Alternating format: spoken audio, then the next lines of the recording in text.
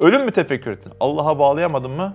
Meyve alamadın demektir. Ana babayı mı tefekkür ettin? Allah'a bağlayamadın mı? Meyvesini alamadın, neticesini alamadın demektir. Günlük Allah'a vakit ayırmazsak nasıl olacak? Dost dairesi, arkadaş dairesi, aile dairesi, iş dairesi, daire üstüne daire. Nasıl çıkacaksın o kadar kesretli içerisinden? Ancak ve ancak çekileceksin köşeye. Yok arkadaş yok. Bu kabir, bu haşir, bu sırat böyle geçilecek gibi değil. Kabre girmeden önce şu kainatın sahibini razı etmenin yolunu bulmam lazım demek lazım. Onun yolu ne biliyor musun abi?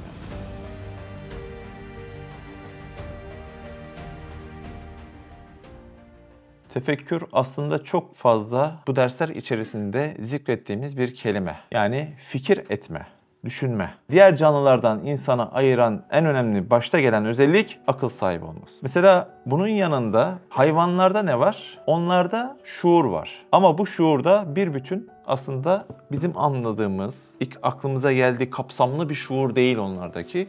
Yine sınırlı bir şuur var hayvanlarda. Ne yapıyor sınırlı şuur ile? Yavrusu olduğunda ona şefkat ediyor, onu besliyor, onu muhafaza ediyor değil mi? Bunlar aslında şuurlu hareketler. Ama dediğim gibi sınırlı. Yani ne demek sınırlı? Mesela hayvanlar nefes ile hava alır da o havanın vücudunda hangi organa gittiğini bilemez. O aldığı havanın vücudunda hangi reaksiyonlar gerçekleştirebileceğini bilemez. Yani aldığı o oksijen ile kanın temizleneceğini, o kanın deveran ettiğini vesaire vesaire buralara kadar bilemez. Ya da hayvanlar yine ne yapıyor? Gece uyuyorlar. Gündüz ne yapıyor? Gözünü açıyor. Tekrar kaldığı yerden av aramaya başlıyor, yemek aramaya başlıyor, dolaşmaya başlıyor. Doğru mu? Ama tüm bu av aramak, çünkü acıktığı için o şuur var, gezelemek gibi eylemleri yapma ihtiyacı ve o şuuru gösterecek olsa dahi bile o geceyi gündüze dönüşünün gerekliliği olan dünyanın dönüşünü hesap edemez. Yani bu onun şuur dairesinde değildir. Dolayısıyla insanı diğer mahlukattan ve hayvanlardan ayıran en önemli özelliklerin başında akıl sahibi olması geliyor. Bizler hem kendi vücudumuzu hem bu vücuda yerleştiren organları hem de o organlar içerisine giren ya da girebilecek olan muhtelif ne varsa, mesela oksijen dedik vücuda giriyor. Bahsettiğim şeyleri biz biliyoruz mesela. Bunu nasıl biliyoruz? Akıl yoluyla. Mesela havayı hakeza tanıyoruz. Ayağımızın altında üstüne bastığımız toprağı tanıyoruz. Hayvan tanıyor mu toprağı? Yok. Tanımaz. İşi yok ki. Hayvan buralarda iyi tarım yapılır, buralardan iyi mahsul çıkar gibi bir çıkarım hiç yapabilir mi? Yapamaz. Sadece ne yapar? Eğer otçul besleniyorsa, değil mi? Bir koyun, bir inek ise yonca yer, yeşillikler yer. Bizde mesela ne var? Akıl yoluyla biz şunu biliyoruz. Sucuğun iyisi Kayseri'dedir. Ya inek yoncanın iyisi nerededir diye biliyor mu acaba? Bilmiyor. Dolayısıyla insanda tam bu noktada ayıran özellik akıldır. Peki insanda bu ayrıcalığın olmasının, yani akıl sahibi olmasının neticesi ne olmalı? İşte o aklı kullanarak, fikir jimnastikleri yaparak, tefekkür dediğimiz eylemi gerçekleştirerek Rabbini tanıyıp ona tüm bunların neticesinde şükürlerini, hayranlıklarını, hayrettiklerini sunabilmesi. Dolayısıyla bir insan şayet çevresinde var olan mahlukata bakıp, çevresinde cereyan eden gelişmelere, olaylara nazar edip, eğer ki Rabbini bulup ona şükür, hayret, hayranlık sunamıyorsa o aklın gereğini yerine tam manasıyla getiremiyor demek. Hayvan da yapmıyor çünkü. Bizlere tefekkürü emreden bütün ayetler ve tefekküre, yani fikir etmeye teşvik eden bütün hadis-i şerifler içerisinde şu mahlukat alemini temaşa edip ibret ile seyretmemiz için olduğunu anlıyoruz.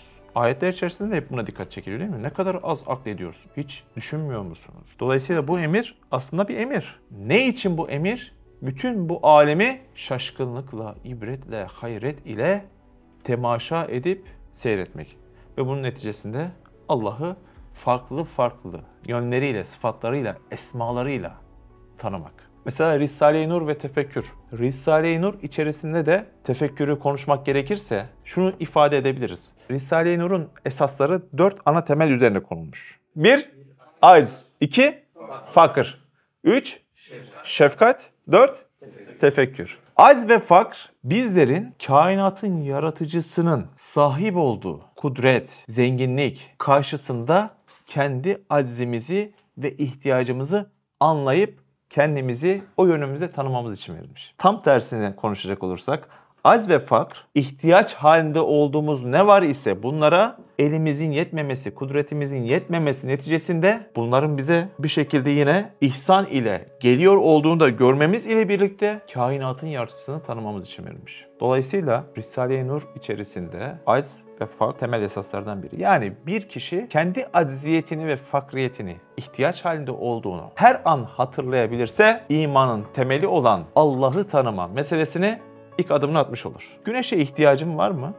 Olmaz olur mu ya? Sabah doğmasına ihtiyacım var. Beni ısıtmasına ihtiyacım var. Benim ihtiyacım olan yemişleri pişirmesine ihtiyacım var. Var oğlu var güneş. Peki güneşi doğurmaya dolayısıyla ihtiyacım var. Güneşe ihtiyacım var ise güneşin fakirisin. Ama güneşi her gün doğurmaya kudretin var mı? Her gün batırmaya kudretin var mı? Doğurmak ve batırmaya da kudretin yetmiyor. O zaman güneşin aynı zamanda acizisin. Bu tefekkürler ile kendi nefsinden Rabbini tanımanın metodu. Dolayısıyla acz ve fakr bu oluyor.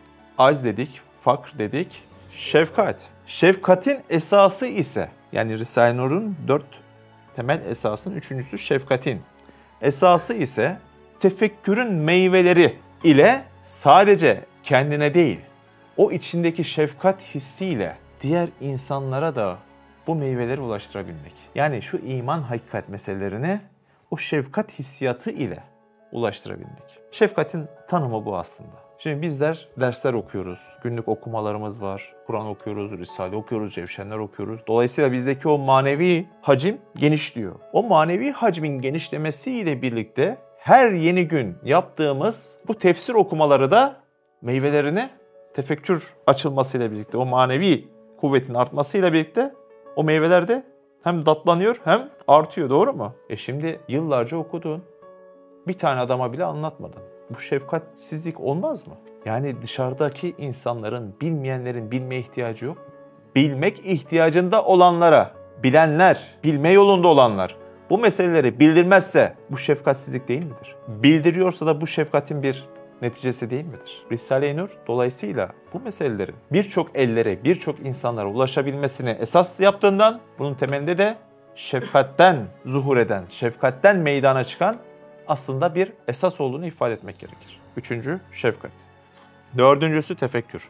Tefekkür meselesine gelince, Risale-i Nur içerisinde baktığımız zaman Üstad Hazretleri'nin orta yaş dediğimiz dönemler içerisinde Risale-i Nur'un en önemli eserlerinden biri olan Aslı Arabi olarak yazılmış Mesnevi Nuriye gibi bir aslında tefekkürün meyvesi eseri ortaya koyuyor. Daha sonra hatta eski Said'den yeni Said'e geçtiğim dedi. Yani ikinci Said dönemine geçişinin meyvesi olmuş bu eser. Mesnevi Nuriye için Üstad Hazretleri Nur külliyatının bir fidanlığı hükmünde diyor. O fidan daha sonra ne olacak?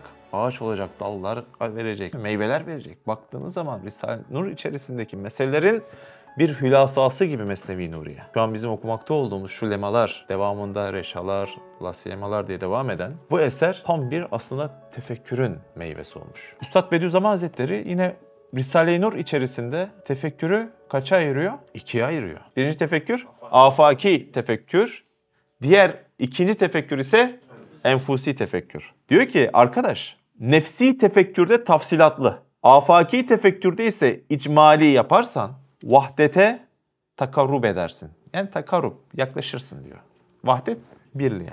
Nasıl yaklaşacağız? Enfusi yani nefsine bakan tefekkürlerde tafsilatlı, geniş, üstünde dura dura. Ama afaka bakan yani senin ikinci, üçüncü, dördüncü ve diğer derecelerde, dairelerde ilgilendiren meselelere ise icmali, özet. Ama Allah aşkına abi, bizler kendimize bakalım bak. Yine afakiye gitmeyelim. Demiyorum dışarıdaki.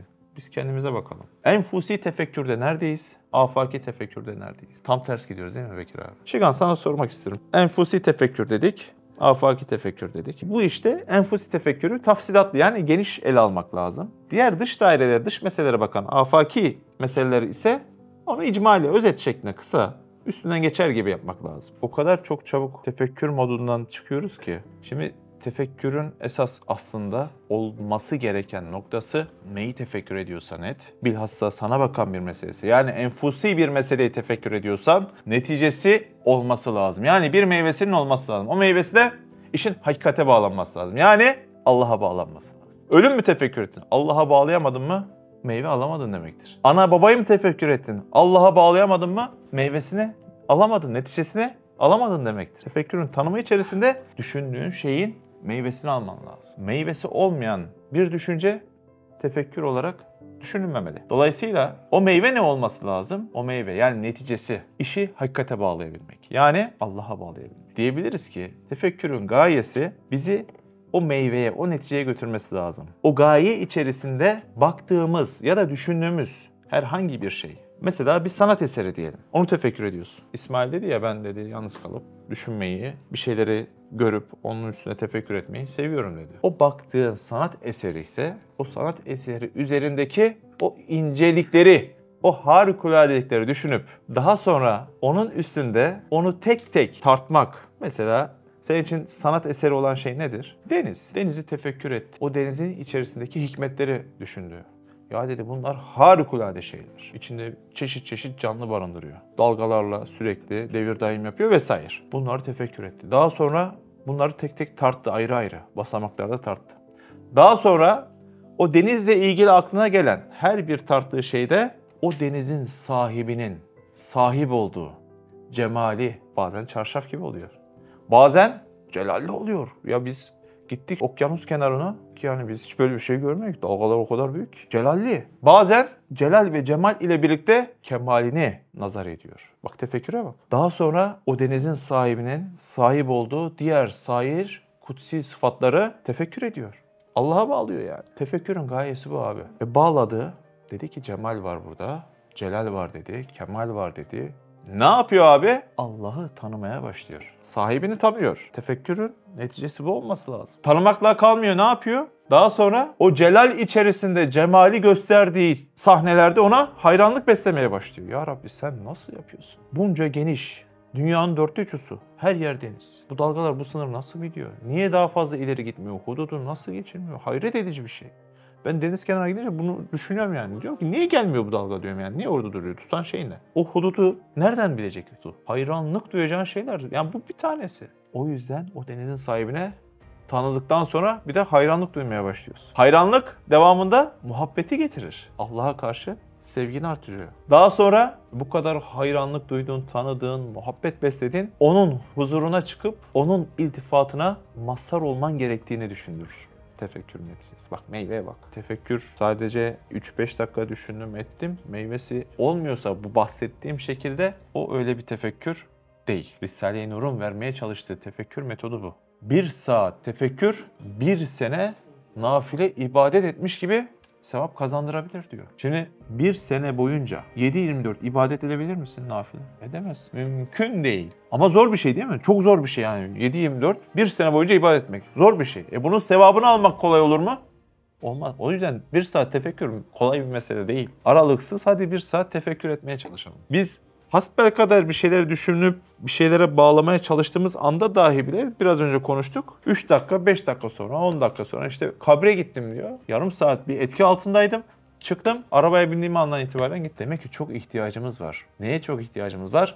O tefekkürlerle birlikte aldığımız meyveleri bırakmamaya. Değil mi? Meyveyi alınca insan ağaçtan bırakır mı? Bırakmaz. O lezzeti alıncaya kadar. Hem de nasıl? Bütün hücrelerimizle ondan istifade edinceye kadar. O tefekkürün meyvesini bırakmamamız gerekiyor. Şimdi bizlerin Risale-i Nur içerisinde okuduğumuz dersler içerisinde aslında adım adım bunu açmaya çalışıyoruz. Dedim ya o tefekkür meselesi biraz daha hacim kazandıkça, biraz daha oturaklaştıkça. Üstad Bediüzzaman Hazretleri eski Said'den yeni Said'e geçtiğim dediği dönem içerisinde Mesnevi Nuriye gibi bir tefekkür eserini ortaya koymuş. Şu eseri bir tam okuduğunuzda anlayacaksınız yani. Bu Mesnevi Nuriye hadsizlik olmazsa tam böyle bir insan profillerini keşfetme metotları içeren, imanın inceliklerine bakan, psikolojik dersleri veren bir eser ya şu. Bunun devamlar var ya feci bir eser. Ve bütün külliyatın bir fidanlı hükmünde diyor yani özeti. Her şeyi onda vücut buluyor. Ve biz bu eserler içerisinde sıra sıra ne yapmaya çalışıyoruz? Tefekkür açmaya çalışıyoruz. Çünkü tefekkür önemli. Onun meyvelerini almamız lazım. O yüzden bugün de çok ince bir tefekkürü olabildiğince üstüne durmaya çalışacağız. Çünkü afaki meselelerde icmali, enfusi meselelerde tafsilatlı yaparsan vahdete, takarrub edersin dedi. Karib yani yakınlık kazanırsın. Bunun için biz bu dersleri sürekli okuyoruz yani. Vahdete yakınlaşabilmek adına sürekli tefekkür. Aynı şekilde Allah'ın varlığına ve birliğine bakan bir meseleyi yine tefekkür metotları içerisinde okumaya çalışacağız. Başlayalım mı? Mesnevi Nuriye Lemalar 5. lema Bismi Sübhanehu. Bir kitapta yazılı bir harf yalnız bir cihetle kendisini gösterir ve kendisine delalet eder. Fakat o harf katibine çok cihetlerle delalet eder ve nakkaşını tarif eder. Mesela arkamda ekranda gördüğünüz yazılı bir harf. Hangi harf? Kendine başka tanıtabildiği bir özelliği var mı? Yok. Yok değil mi? Ne diyor ekrandaki harf? Ben A harfiyim diyor. Başka var mı Bekir abi? Yani anlatabildiği bir şey var mı size? Yok değil mi? Kendini yalnız bir cihette ifade etti. Dikkat edin, Üstad Bediüzzaman Hazretleri de onu ifade etti. Bir kağıda yazılı bir harf yalnız bir cihette kendisini gösterir. Fakat o harf katibine yani onu oraya yazana pek çok cihetlerle delalet eder ve onu tarif eder nakkaşına. Şimdi bu A harfi şunu dese, yahu ben bu sayfa üzerinde yoktum ama şimdi varım. Dolayısıyla benim nakkaşım bir irade sahibi bir nakkaştır dese. O zaman o nakkaş irade sahibi. İrade sahibi olabilmesi için benim nakkaşımın önce hayat sahibi olması lazım dese. Bu da doğru olur mu? Yani hayat olmazsa o A'yı yazabilir miydi nakkaş? İradeyi gösterebilir miydi? Gösteremez. Dolayısıyla biz A üzerinden nakkaşını tanıyoruz ha. Yani onu oraya yazan katibi tanıyoruz. Katip aynı zamanda hayat sahibi mi? A harfi bakıyorsunuz böyle süslü, kavisli vesaire yani bir intizam içerisinde. Değil mi? Alelade bir çizgi gibi değil. Dolayısıyla bunu yazan katip bu A harfini tanıyarak, bilerek yazdığını ifade etsek doğru olur mu? A harfinin ne olduğunu biliyor, tanıyor ve o şekilde yazıyor. Yani bunun katibinde aslında hem şuur hem ilim var. Devam edelim. Katibi tanıyoruz. Şimdi hayat vardı, irade vardı. Fakat bu katibin eli tutmayacak olsa, kudreti olmayacak olsa, güçsüz olsa bunu yazabilir miydi? Dolayısıyla aynı katip bir kudreti de var demek. İlk başta A'ya sorduk, dedi ki sen nesin kardeş? Ben A'yım dedi. Senin katibin necidir dedik. Neler ifade etti? İrade sahibi, hayat sahibi, şuur sahibi, ilim sahibi, kudret sahibi. Nakkaşını nasıl tanıtıyor? Tefekkürle. Peki bu A'nın bu şekilde güzel yazılabilmesi için onun katibinin görebiliyor olması da gerekir miydi? O zaman bu A'nın katibi aynı zamanda gören bir katip olması gerekir. Gelişi güzel çizilmiş gibi durmuyor. İnceliklerle çizilmiş. Bazı yerler ince, bazı yerler kalın, bazı yerlerde kıvrım var. Yani sanat ve hikmet var. Dolayısıyla benim katibimde hem sanat bilgisi var, sanatkarlık var, hem de hikmet var dese. Doğru söylemiş olur mu bu A? Biz A'ya sorduk, sen necisin dedik. Dedi ki ben A'yım. A harfiyim. Başka bir şey ifade edebilir miydi? Peki A'ya senin katibin necidir dedik. En az şu anda 8-10 tane konuştuk. Daha devam etsek herhalde değil mi? Daha artar bu. Dolayısıyla Üstad Bediüzzaman Hazretleri Risale-i Nur'da hem 22. sözde geçiyor hem de şu okuduğumuz Mesnevi Nuriye'nin Katre diye bir bölümü var. Orada geçiyor. Diyor ki her bir sanatlı eser, her bir masnu 55 lisan ile diyor halkını tanıtır. Ben mana olarak söyleyeyim birebir değil. 55 lisan ile yaratıcısını tanıtır. Bu sanat eserleri hangi dili kullanarak Allah'ı bize tanıttırıyorlar? Mesela sahip oldukları nizam ile, tertip ile. Yine sahip oldukları intizam ile. Yani sahip oldukları düzen ile. Kendilerinde olan farklılıklar ile bize Allah'ı yine tanıtıyorlar. Üstündeki süs ile, teçhizat ile bize Allah'ı başka bir lisanla tanıtmış oluyorlar. Sağladıkları faydalar ile Allah'ı başka bir cihette tanıtmış oluyorlar. Birbirleri arasındaki hem zıtlık hem de bu zıtlık içerisindeki uyumluluk ile Allah'ı farklı bir lisan ile yine tanıtmış oluyorlar. Mesela bazı yaratılmış mahlukata bakıyorsun. Yağmurun geniş sahada nasıl bir rahmet eseri olduğunu ve nasıl onu yaratanın rahmet sahibi olduğunu kendini tanıtıyor mu? Tanıtıyor değil mi? Hatta yine Üstad Hazretleri onun için ne diyor? Rahmetin diyor mücessem hali diyor. Cisim halini almış hali. Yani biz rahmeti düşünsek ya bunun cisim hali nedir desek maddi hali. Üstad diyor ki işte yağmura bak diyor. Tane tane yağdırıyor. İhtiyaç olduğunda bol bol, bereketli. Her şeyin bereketini biz öyle düşünüyoruz değil mi? Dolayısıyla O rahmet cihetiyle ne yapıyor? Halkını tanıtıyor. Her bir varlık imkan cihetiyle, sonradan yaratılma dediğimiz hudus cihetiyle ve sair diller ile, lisanlar ile halkını tanıtıyor. Aynı A'nın bir tane A harfinin aynı şekilde katibini farklı yönlerde tanıtması gibi sanatlı eserlere baktığınızda farklı lisanlar ile Allah'ı nasıl bizlere anlattığını göreceğiz. Güzel değil mi? Çok güzel ya. Öyle bir Allah ki işte. Daha neler şimdi konuşacağız. Devam edelim. Kezalik Kitab-ı Kainat'ta Yani biz bir önceki derste ne okumuştuk? Kainat bir kitap ise. Dünya onun bir babı, bir sayfası. Hep aynı tefekkürü Üstad Hazretleri bak farklı gezdiriyor. Yine kainat kitabı, yine kainat kitabı. Evet. mücessem olarak yazılan her bir kelime Allah Allah. Mücessem olarak yazılan her bir kelime. Daha demin neyi ifade ettik biz? Cisme bürünmüş dedik. Rahmetin cisme bürünmüş hali. Mesela bir yağmur. Evet. kendi miktarınca kendini gösterirse de pek çok cihetlerden münferiden ve müştemiyan saniini gösterir. Esmasını ishar eder. Yani yağmur bir cihette kendi faydalarını gösterirse perde arkasında birçok dil ve lisan ile hem bir olarak hem toplu anlamda münferiden ve müştemiyan bir araya gelerek neyi gösteriyor? Sanatkarını gösteriyor. Bunu görebilmek neye bakıyor? Bizlerdeki tefekkürün gelişmesine bakıyor. Tefekkürün hangi skaladaysa ona göre sen bunları okuyabiliyorsun. Şimdi sürekli dünya ve içindekiler ile yüksek derecede alakadar olup kendi kabrini, kendi ahiretini hiçbir cihette dertlenmeyip ya nasıl olacak, nasıl yapacağız, biz neyi razı etmemiz lazım buralarda? Biraz daha kendimizi kurtarabilmek için. O razı edeceğimiz zat kimdir? Özellikleri nedir? Bu tefekkürlerde gelişmezse o sanatkar yağmur yağsa da görünmüyor arkadaş ya. Bahar gelse de o sanatkar görünmüyor. Manayı harf, manayı isim. Konuşmuştuk bu ders hatırlarsınız. Manayı isimde kalıyor, manayı harfe geçemiyor. Niye? Kesret o kadar çok fazla ki. Dünya o kadar çok fazla rağbet görüyor ki bünyelerde. Dünya demek kesret demek, çokluk demek. Şimdi bu kadar çok dünya ve kesretin içerisinde boğulursak biz şu dersleri, şu okumaları günlük yapmazsak, çalışmalarımızı yani günlük Allah'a vakit ayırmazsak nasıl olacak? O kesetten çıkabilmemiz mümkün değil. Dost dairesi, arkadaş dairesi, aile dairesi, iş dairesi, daire üstüne daire. Nasıl çıkacaksın o kadar kesret içerisinden? Ancak ve ancak çekileceksin köşeye. Yok arkadaş yok. Bu kabir, bu haşir, bu sırat böyle geçilecek gibi değil. Kabre girmeden önce bir şeyin yani şu kainatın sahibini razı etmenin yolunu bulmam lazım demek lazım. Onun yolu ne biliyor musun abi? İlk adımı tanımak işte. Biz tanımanın derslerini okuyoruz. Allah'ı nasıl tanır? Kainat içerisindeki herhangi bir mahlukata baktın. Aynı bir A harfine bakar gibi. Ya bu mahlukat birazdan bak şuna konuşacağız. Bak birazdan diyeceğim ki aha bu da ayrı bir mahlukat. Bir mahlukata baktım bak bu mahlukat nesin sen desek der ki ben bir eriyim. Kurutulmuş bir eriyim. Bu. Kendini bu kadar tanıtır. Kurutulmuş sarı bir eriyim. Ama ya sen necesin, nereden geldin? Hele bir anlat hikayen desek birazdan konuşacağız. O kadar çok fazla anlatacak ki. O tefekkürleri yakalayabilmenin derslerini yapıyoruz yani.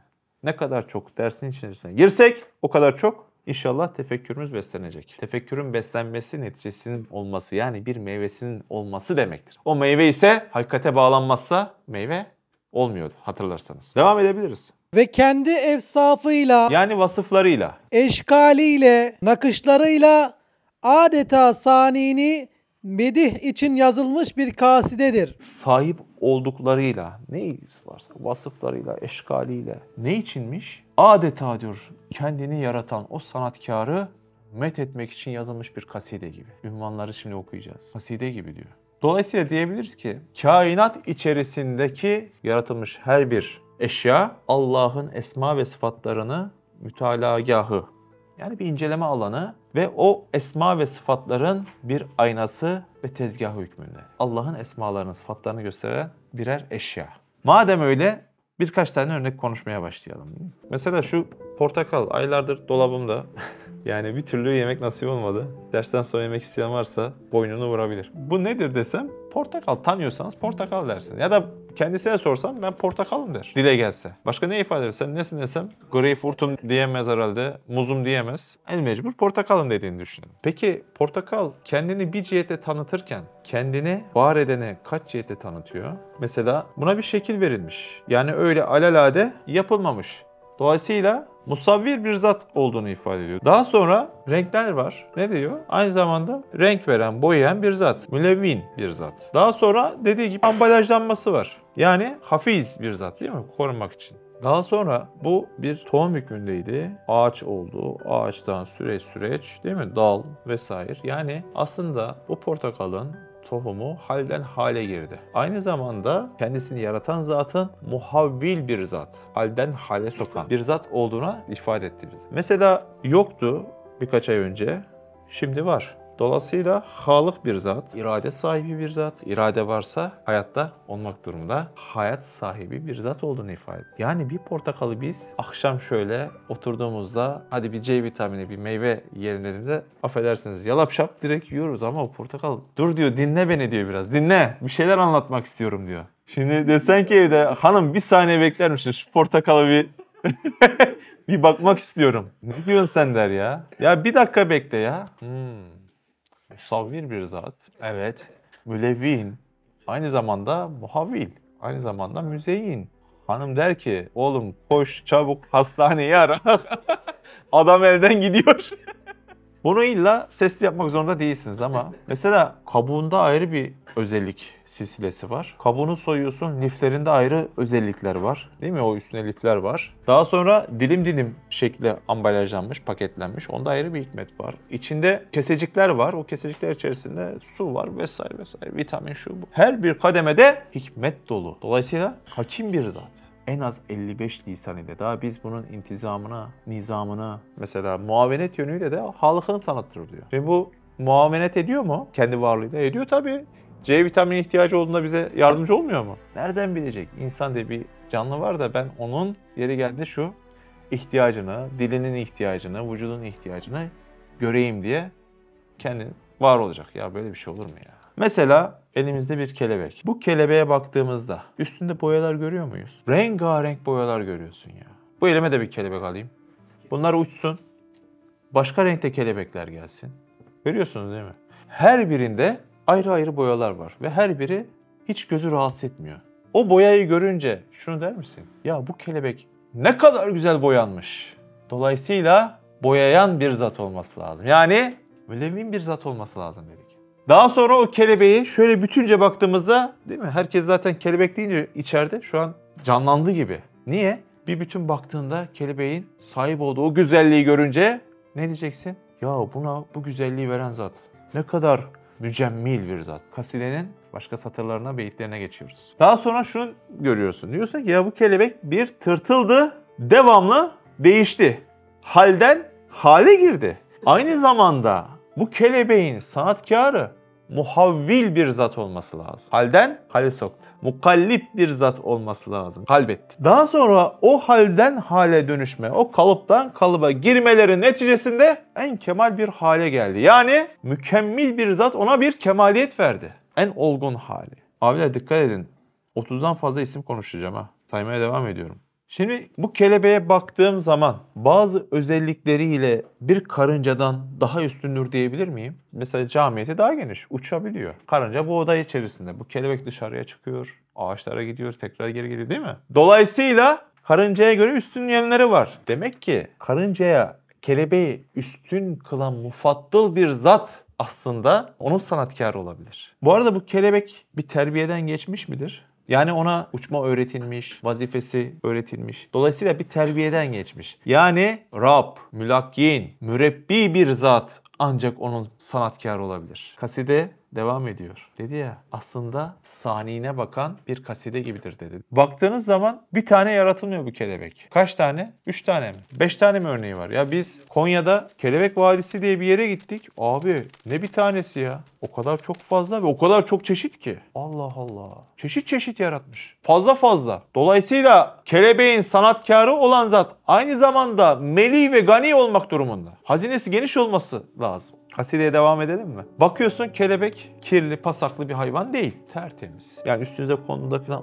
kokuttu etti falan diyor musunuz? Demiyorsunuz. Niye? Temiz bir hayvan. Yani kuddüs bir zatın tezgahından çıkmış. mutahhir bir zatın tezgahından çıkmış. Yine bakıyorsunuz kelebek üzerinde sahip olduğu her bir azasına farklı farklı onlarca hikmetler yerleştirilmiş. Yani aynı zamanda o sanatkar hakim bir zat olmak durumunda. Hikmet sahibi. Bir kelebekten neler okumaya çalışıyoruz, anlatabiliyor muyum? Bir A'dan katibine baktık ya. Kainat içerisindeki yeryüzü satırında hayvanlar cümlesi içerisinden seçtiğimiz uçan hayvanlar kelimesinden bir tek harfi kelebek. Bir tek A harfi gibi, bir tek harf kelebek. O harf kendinin kelebek olduğunu söyledi ama kendini yaratan zatın neler olduğunu bir kaside gibi anlatıyor. Mesela bu kelebek çok uzun zamandan beri, yıllardır yaşayan bir kelebek değil ki. Bir anda yoktan var edildi.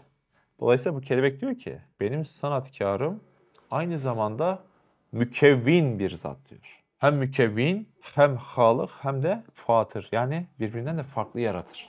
Kelebeğin beslenmesine bakıyorsun. Diyorsun ki aynı zamanda onun sanatkarı rezzak ve münevvil olması lazım. Düşmanlardan korunmasına bakıyorsun. Kendi başına bir bütün korunamaz. Düşmanı çok. Dolayısıyla hafiz ve selam bir zat. Aynı zamanda yine onun sanatkarı olması lazım. Onun sahibi hafiz ve selam olması lazım. Kendisine hayat verilmesini görüyorsun. Ne diyeceksin? Muhyi, hay bir zat olması lazım. Bu esmalara sahip olması lazım. Önce kozadan çıkıyor bu kelebek. Sonra tırtıldan kelebeğe dönüşüyor. Bu yolu açıyor ona. Fettah bir zat, aynı zamanda onun sahibi olması lazım. Ya bir kelebekte bu kadar esma ve sıfata farklı farklı sahipler bir kelebek için mi bir araya gelmesi daha mantıklı? Yok ya. Öyle bir zat ki bütün kainata hükmedebilir. Kudretiyle, iradesiyle bir kelebeği de kainat kadar kolay yaratabilir.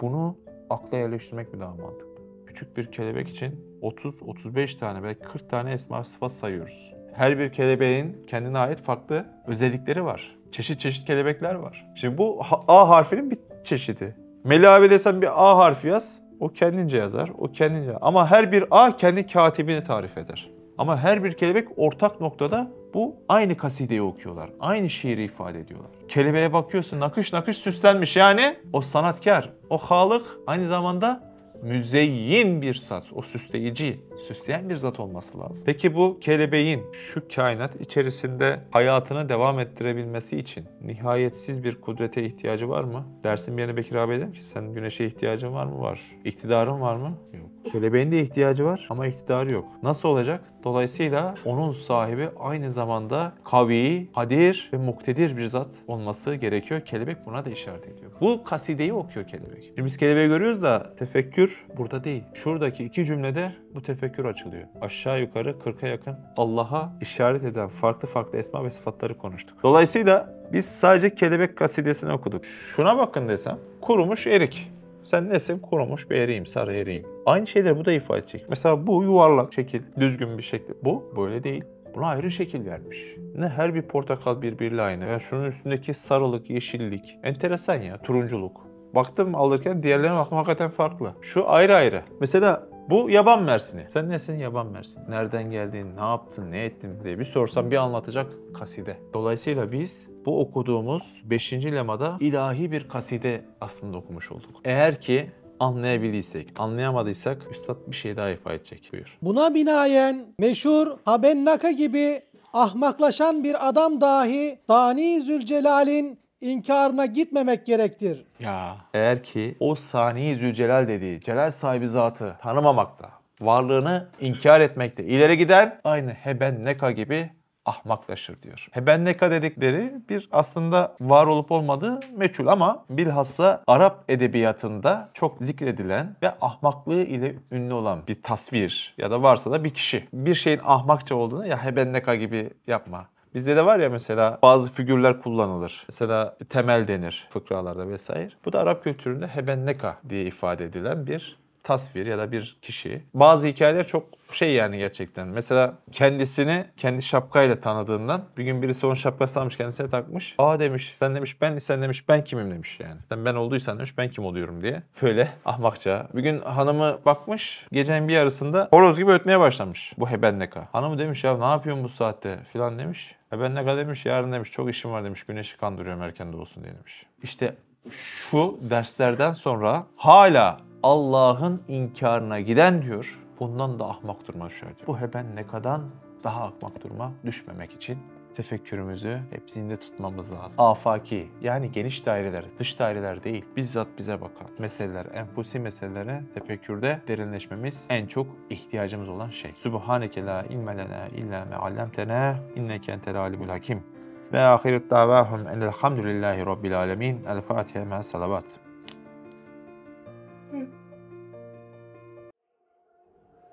İsme gerek kalmamış lan.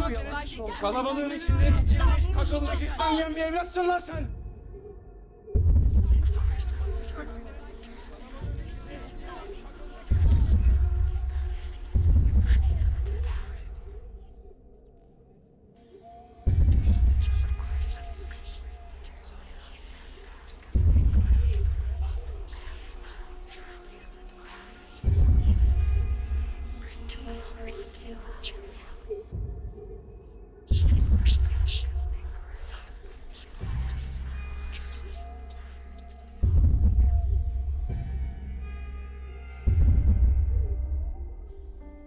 Gezegenler bile bir aradayken, tek olduğunu düşünüyorsan koskoca evrende, bu kanal tam sana göre. Bu video YouTube kazanında kaybolmadan, senin gibi başkalarına da ulaşabilmesi için desteğe ihtiyacı var. Her abone, bir kırgın yüreğe daha ulaşmayı sağlayacak. Beğen, abone ol ve yorum yapmayı da unutma. Siz de Hayalhanem'in yurt içi ve yurt dışı projelerine destek olmak için buradaki linke tıklayarak online bağışta bulunabilir veya aşağıdaki iletişim numaralarından bizlere ulaşabilirsiniz.